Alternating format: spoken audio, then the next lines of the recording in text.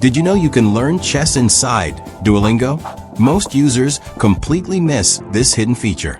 In this video, I'll show you exactly how to find it, how to play it, and how to improve fast. First, open the Duolingo app on your phone or tablet. From the home screen, look at your available courses. Tap the course switcher to see other learning options. Depending on your region and app version, you may see extra courses like math, music, or chess. If chess appears, tap it to add it to your learning list. If you don't see chess, make sure your app is updated. New features roll out gradually. Update Duolingo to the latest version to unlock new courses.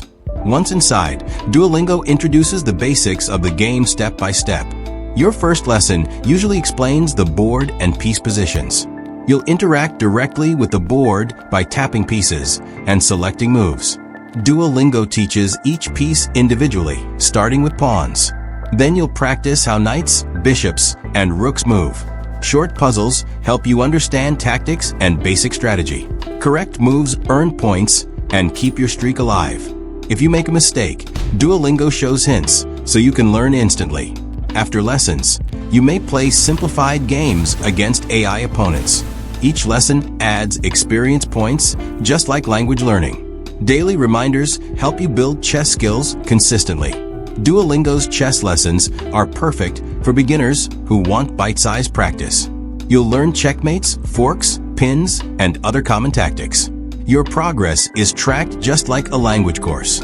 As you complete lessons, new challenges unlock automatically.